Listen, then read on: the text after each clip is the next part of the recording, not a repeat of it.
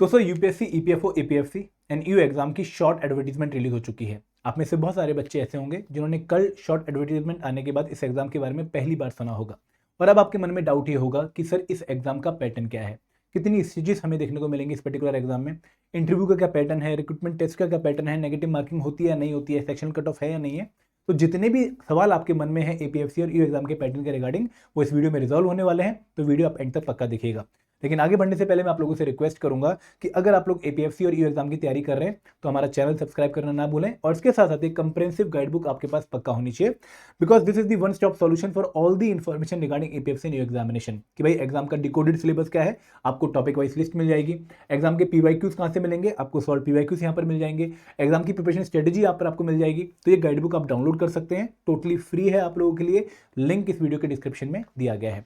अब दोस्तों बात करते हैं कंप्लीट एग्जाम पैटर्न की। और दोस्तों जब भी हम एपीएफसी और ईयू एग्जाम की बात करेंगे तो यहाँ पर आप लोगों ने एक बात अपने पल्ले बांध लेनी है कि भाई दोनों एग्जाम एपीएफसी और ईयू का पैटर्न एग्जैक्टली सेम है। और ये जो पैटर्न मैं आप लोगों को बताने वाला हूँ ये 2023 की नोटिफिकेशन के हिसाब से बताने वाला हूँ, जो डिटेल नोटिफिकेशन 26 जुलाई को आएगी। तो अगर कोई चेंज होगा पैटर्न में तो मैं आपको अपडेट कर दूंगा, बट मुझे उम्मीद है कि भाई मोस्टली जो पैटर्न है वो पिछली बार वाला ही रहने वाला है। तो आपको ये पैटर्न अच्छे से समझ के अपनी तैयारी को स्टार्ट कर देना चाहिए। देखिए एपीएफसी और ईयू एग्जाम की सबसे बड़ी खासियत और सबसे अच्छी खासियत ये है कि भाई एग्जाम प्रोसेस में सिर्फ दो ही स्टेजेस हैं, एक है रिक्रूटमेंट टेस्ट और फिर इंटरव्यू। यहाँ पर बीच में कोई इंटरमीडिएट या फिर सेकंड स्टेज नहीं है। जैसे अगर आप लोग यूपीएससी सिविल सर्विस एग्जाम की प्रिपरेशन कर रहे हो तो वहाँ पर आपको प्रीलिम्स देखने को मिलता है, फिर मेंस है और फिर इंटरव्यू है। ऐसे आरबीआई ग्रेड बी की अगर तैयारी कर रहे हो तो फेज 1 है, फेज 2 है, इंटरव्यू है। बहुत सारे एग्जाम्स और भी हैं जहाँ पर फेज 1, फेज 2 इंटरव्यू होता है। तो वहाँ पर आपको 3 स्टेजेस एग्जाम की देखने को मिल रही हैं। बट एपीएफसी और ईयू एग्जाम में 3 स्टेजेस नहीं है, यहाँ पर 2 ही स्टेजेस हैं और दोनों ही स्टेजेस अपने आप में इंपॉर्टेंट है अगर आपने पूरा प्रोसेस कंप्लीट करना है। अब सबसे पहली स्टेज कौन सी है, वो है रिक्रूटमेंट टेस्ट जो कि 300 मार्क्स की है, और सेकंड स्टेज है इंटरव्यू जो कि 100 मार्क्स की है। तो ओवरऑल जो आपकी सिलेक्शन का स्कोर है 400, वहां पे 75% वेटेज, मतलब 300 मार्क्स किसकी वेटेज है, रिक्रूटमेंट टेस्ट की, और 25% वेटेज यानी कि 100 मार्क्स किसकी वेटेज है, इंटरव्यू राउंड की। तो यहां पर मेरिट को यूपीएससी ज्यादा रिकॉग्नाइज कर रहा है, आप लोगों को रिक्रूटमेंट टेस्ट पे ज्यादा फोकस करना है, उसके बाद आप लोग इंटरव्यू फोकस करेगा। लेकिन इंटरव्यू की वेटेज ओवरऑल स्कीम में थोड़ी सी कम है कंपेयर टू रिक्रूटमेंट टेस्ट, ठीक है। अब दोस्तों यहां पर रिक्रूटमेंट टेस्ट, इसका पैटर्न क्या है। रिक्रूटमेंट टेस्ट एक ऑफलाइन ऑब्जेक्टिव पेपर है। ऑफलाइन का मतलब क्या है कि भाई यहां पर आप लोग फिजिकली एग्जाम सेंटर पे जाते हैं। आप जब अपने रूम में एंटर करते हो तो जो इन्विजिलेटर है वो आपको एक पेपर देगा, उसके अंदर एक ओएमआर शीट होगी, फिजिकल पेपर होगा, उसमें क्वेश्चन लिखे होंगे। आपको उस पर्टिकुलर पेपर से क्वेश्चन देख के ओएमआर शीट पर राइट आंसर मार्क करना है और पेपर कंप्लीट होने के बाद आप ओएमआर शीट इन्विजिलेटर को सबमिट करके अपने घर वापस आ जाओगे। तो यहाँ पर आपको सीबीटी मोड में टेस्ट देखने को नहीं मिल रहा, कंप्यूटर बेस्ड टेस्ट नहीं है यहाँ पर फिजिकल पेपर टेस्ट है जो कि आप लोगों को यूपीएससी प्रीलिम्स की याद दिलवा देगा, ठीक है। जब आप वो पेपर देंगे तो उस पेपर में आपको सारे के सारे क्वेश्चन ऑब्जेक्टिव नेचर के देखने को मिलेंगे। यहाँ पर एक भी क्वेश्चन डिस्क्रिप्टिव नेचर का नहीं है। ऐसा नहीं है कि भाई यहाँ पर आपको किसी का आंसर लिखना पड़ेगा, नहीं, यहाँ पर आप लोगों को ऑब्जेक्टिव क्वेश्चन देखने को मिलेंगे जहां पर एक क्वेश्चन उसके 4 ऑप्शन होंगे, आपको राइट ऑप्शन ओएमआर शीट में मार्क कर देना है। तो ये एक ऑफलाइन फिजिकल नेचर का ऑब्जेक्टिव पेपर है। आई होप आपको क्लैरिटी मिल गई होगी। अब दोस्तों ये पेपर 300 मार्क्स का है, इसके बारे में और डिटेल में आगे डिस्कस करूंगा। इसको जब आप क्वालिफाई करते हो तो आप इंटरव्यू राउंड पहुंचोगे और इंटरव्यू अगेन आपका ऑफलाइन मोड में है और दिल्ली में जो यूपीएससी का ऑफिस है धौलपुर हाउस में, वहां पर ही आप लोगों के इंटरव्यू कंडक्ट होते हैं। ऑल ओवर इंडिया और किसी लोकेशन पे आपको इंटरव्यू देखने को नहीं मिलेंगे, आपको दिल्ली ही आके इंटरव्यू देना पड़ेगा और इंटरव्यू अगेन ऑफलाइन होगा, ठीक है। अब हर एक स्टेज को और डीप में एक्सप्लोर कर लेते हैं।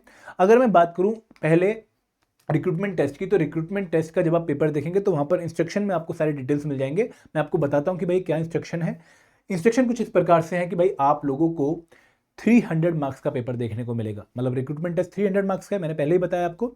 इस पेपर में आप लोगों को टोटल 120 क्वेश्चंस देखने को मिलेंगे जिनके लिए आपको 120 मिनट्स का टाइम एलोकेट किया गया है। तो यहाँ पर ऑन एन एवरेज आपके पास एक क्वेश्चन के लिए 1 मिनट है, तो 120 मिनट 120 क्वेश्चन, हर क्वेश्चन इक्वल मार्क्स 2.5 कैरी करेगा। तो टोटल पेपर आपका 2.5 इंटू 120 300 मार्क्स का हो गया।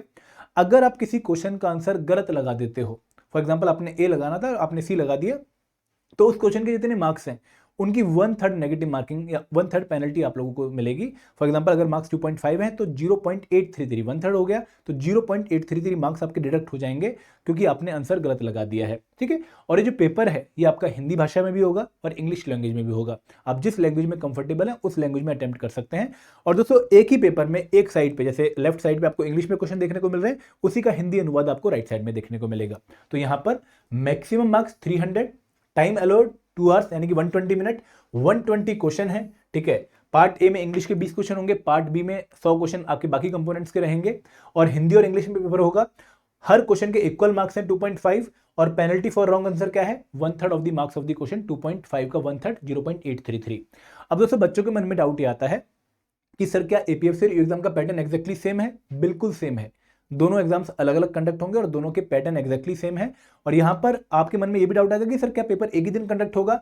देखो, अगर नोटिफिकेशन एक साथ आई है जैसा कि इस केस में हुआ है, तो उस केस में आपको एग्जाम भी एक ही दिन में देखने को मिल सकते हैं। तो यहां पर मॉर्निंग में 9:30 से 11:30 आप लोगों का ईओ एग्जामिनेशन, और इवनिंग में 2:30 से 4:30 आप लोगों का एपीएफसी एग्जामिनेशन, ऐसी पॉसिबिलिटी है। और एक्सपेक्टेड एग्जाम डेट हम 30 नवंबर जो है मान के चल रहे हैं, क्योंकि भाई वो डेट हमें कई जगह से पता लगी है। तो यहाँ पर 9:30 से 11:30 ईओ एग्जामिनेशन और एपीएफसी 2:30 से 4:30 पॉसिबल है। मैं आपको एक्सपेक्टेड बता रहा हूँ ये। अगर हम पैटर्न को दोबारा समझें ताकि आप लोगों को और क्लैरिटी मिल जाए कि भाई टाइम अलाउड 120 मिनट यानी कि 2 आवर्स, 300 मार्क्स का पेपर है, नंबर ऑफ क्वेश्चन 120 है हिंदी और इंग्लिश में, मार्क्स फॉर ईच क्वेश्चन 2.5 और नेगेटिव मार्किंग 1/3।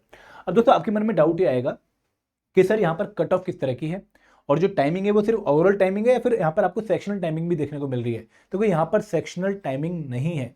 सेक्शनल टाइमिंग का मतलब क्या होता है कि आपको हर कंपोनेंट के क्वेश्चन सॉल्व करने के लिए टाइम दिया गया हो, कि पॉलिटी के लिए 10 मिनट हैं, क्वांट के लिए 15 मिनट हैं, इंग्लिश के लिए 20 मिनट हैं। ऐसा इन्होंने कहीं पे मेंशन नहीं किया। आप जितना टाइम चाहो जिस कंपोनेंट पे जो है डिवोट कर सकते हो। उनकी तरफ से कोई गाइडलाइन ऐसी नहीं है पेपर में। तो आपको टोटल टाइम 120 मिनट का दिया गया है। उसको आप कैसे डिवाइड करते हैं कंपोनेंट्स में, ये आपका फ्रीडम है। यहाँ पर अगेन कोई सेक्शनल कट ऑफ नहीं है। सेक्शनल कट ऑफ का मतलब क्या होता है कि जितने भी कंपोनेंट एग्जाम में आए हैं, आपको हर एक कंपोनेंट में कुछ मिनिमम मार्क्स स्कोर करने पड़ेंगे, और प्लस आपको ओवरऑल कट ऑफ क्वालिफाई करनी पड़ेगी, तब जाकर आपको नेक्स्ट राउंड में जाने का मौका मिलेगा। यहाँ पर वो भी सिचुएशन नहीं है।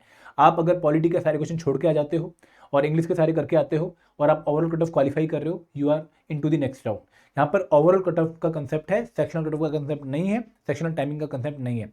अब ओवरऑल कट ऑफ क्या है? देखिए, ऐसी कट ऑफ है जो कि हर बार वेरी करती है, डिपेंड करती है नंबर ऑफ पोस्ट पे, नंबर ऑफ एप्लीकेंट पे, पेपर के डिफिकल्टी लेवल पे। तो हर बार हमें वेरिएबल देखने को मिलती है। जैसे एपीएफसी एग्जामिनेशन अगर 2023 की बात करें, 178.33 for the general category, EO exam की 138.33।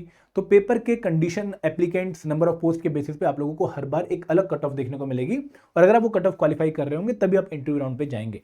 कोई मिनिमम मार्क्स का क्राइटेरिया इन्होंने इनिशियली मेंशन नहीं कर रखा है कि भाई आपको 40% लाने, 50% लाने, ऐसा कोई रूल यहाँ पर नहीं है। आपको जो ओवरऑल कट ऑफ एग्जाम होने के बाद आती है, वो आप जब क्वालिफाई कर लेंगे तो आप इंटरव्यू राउंड के लिए आपको कॉल आ जाएगी। क्लियर है? कोई डाउट यहां पर नहीं है। अब दोस्तों इंटरव्यू राउंड की बात करते हैं। देखिए, इंटरव्यू राउंड आप लोगों का 100 मार्क्स का होगा, और हिंदी या इंग्लिश आप किसी भी भाषा में जो है इंटरव्यू दे सकते हैं।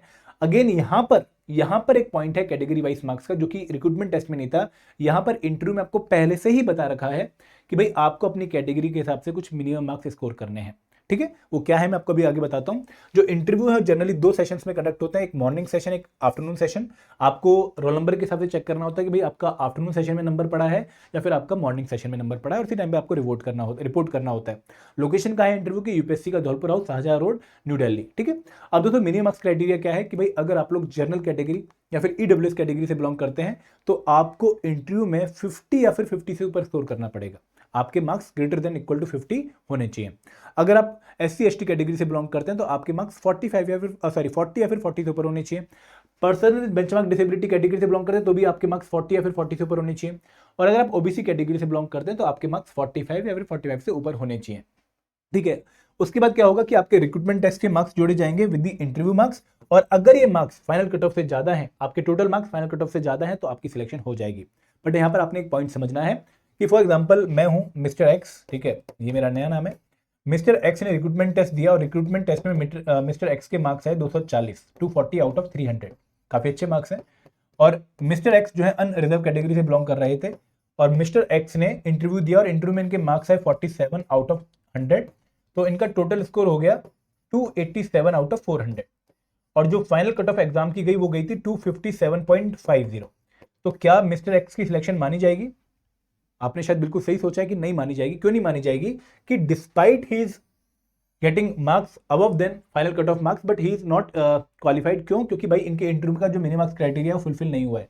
इनको अपनी कैटेगरी के हिसाब से, जनरल कैटेगरी के हिसाब से 50 एंड 50 प्लस मार्क्स लेकर आने थे, जो ये नहीं लेकर आए हैं। तो ये भले ही फाइनल कट ऑफ क्वालिफाई कर रहे हो, इनकी सिलेक्शन नहीं होगी। तो ये पॉइंट आप लोगों ने समझ लेना है कि irrespective of your marks in the recruitment test you have to score the minimum marks in the interview round, तभी आपको जो है फाइनल कट ऑफ चेक करके आगे सिलेक्ट करने में आपका जो है डिसीजन दिया जाएगा। क्लियर है?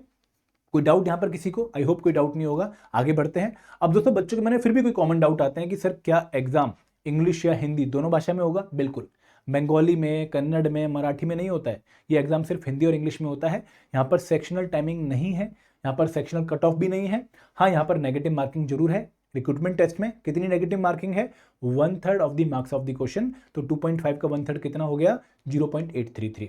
और दोस्तों क्या यहाँ पर सिर्फ ऑब्जेक्टिव क्वेश्चन है? बिल्कुल, कि भाई सारे के सारे क्वेश्चन आपको ऑब्जेक्टिव नेचर को देखने को मिलेंगे।